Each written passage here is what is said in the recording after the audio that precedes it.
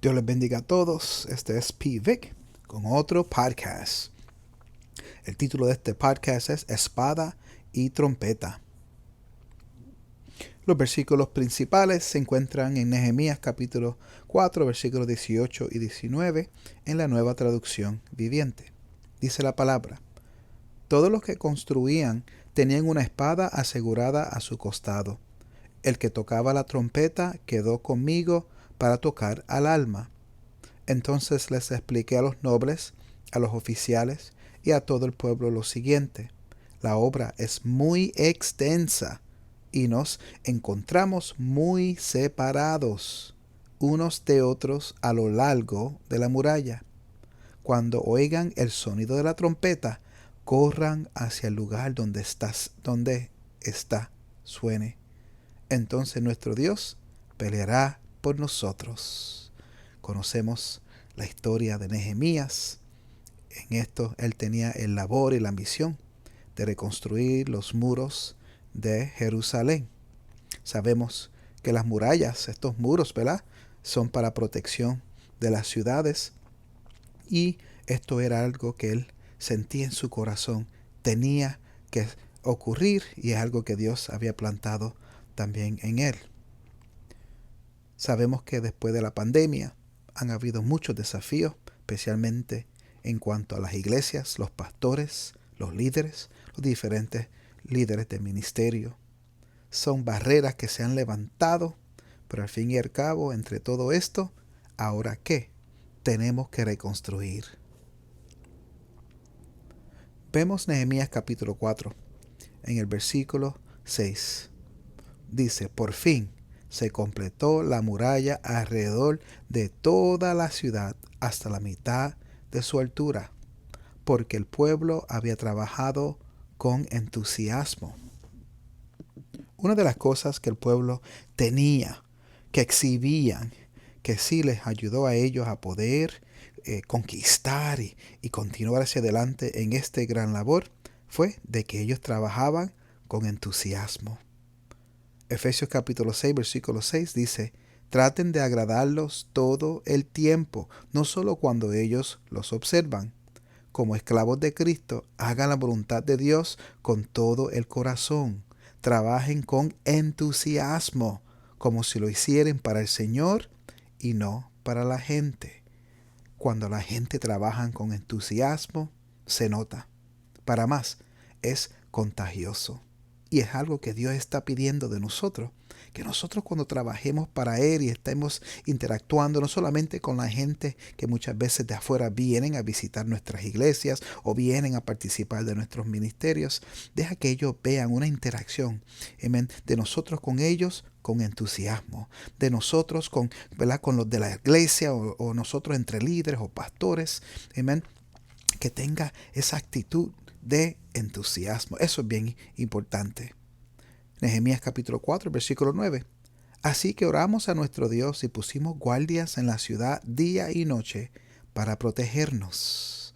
Wow, eso viene siendo para mí una invitación para ser sabio, de poder orar a nuestro Dios y también levantar en nuestro círculo de influencia aquellos guerreros que le gustan interceder y orar, activarlos, amén, para que sí pudiéramos tener protección por nuestros matrimonios, por nuestras familias, por nuestros ministerios, por nuestros líderes.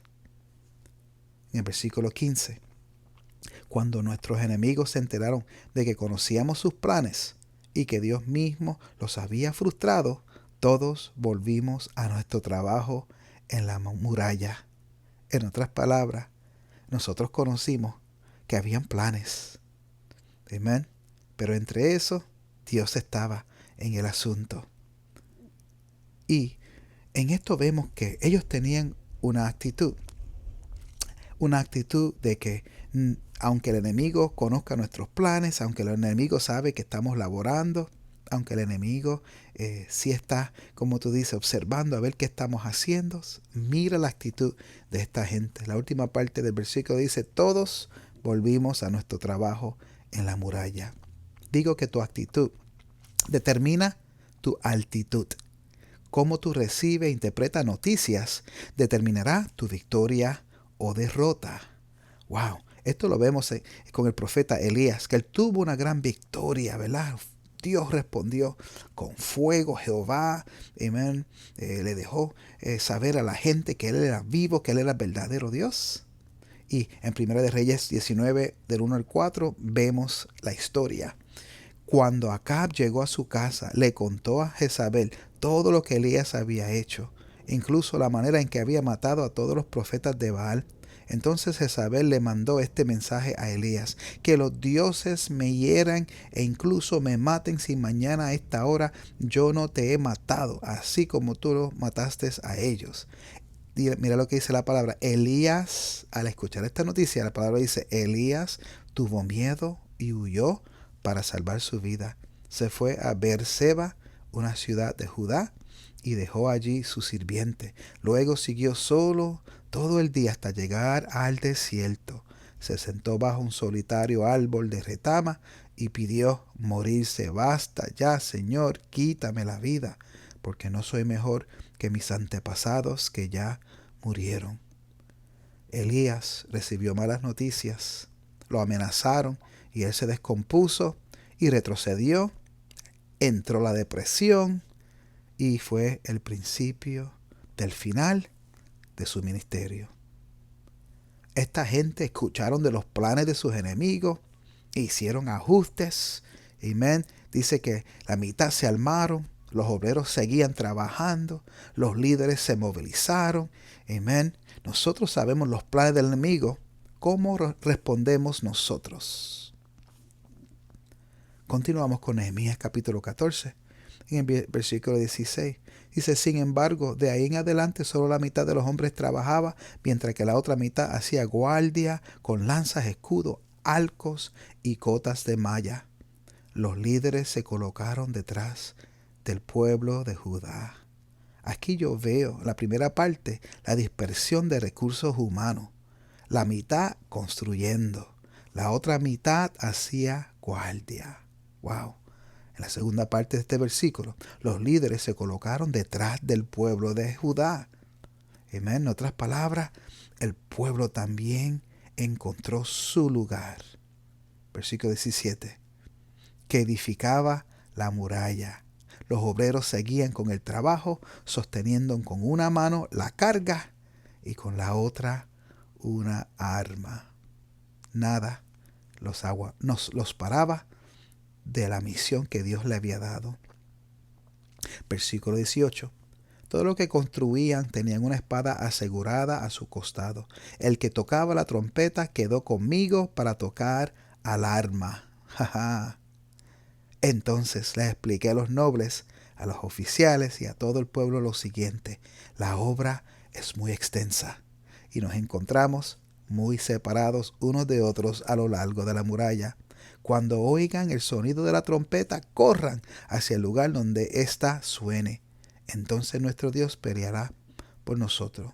En estos versículos vemos que fueron movilizados primero los nobles, los oficiales y luego todo el pueblo. El liderazgo tiene que estar convencido de la misión, de la visión que Dios le ha dado, donde ellos están ministrando. Tenemos que liderar siendo un ejemplo. ¿Qué estás modelando tú como líder al pueblo? Tenemos que ser una iglesia. Tenemos que ser un solo cuerpo. Tenemos que ser una sola familia. Mi gente, lo único que debe separarnos es la separación necesaria para hacer el trabajo que Dios nos ha dado para hacer como individuos o como ministerios. En algunos casos, algunos de nosotros estamos separados ya que servimos en diferentes capacidades. Un campus está separado por la distancia.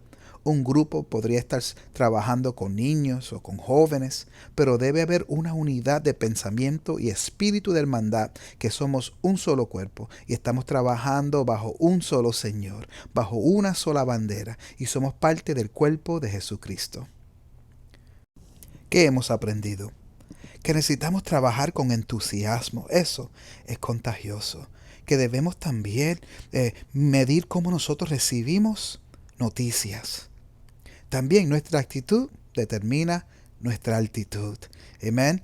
Tenemos que movilizar a esos guerreros en oración. Tenemos que orar, tenemos que luchar en una expectativa, siempre esperando a ver cuál es la próxima misión, ver cuál es el próximo proyecto, ver cuál es la área del ministerio donde más tenemos que trabajar y dedicarle recursos. Siempre ahí esperando cuando se toque una alarma, cuando se toque la trompeta, todos unirnos, trabajar juntos para crear todo lo necesario para que esa área sea levantada. Amén. Estamos trabajando fuerte para levantar este reino, para levantar el Evangelio de Jesucristo y para poder impactar lo más personas posible. ¿Cómo lo hacemos? Espada en una mano, trompeta en la otra.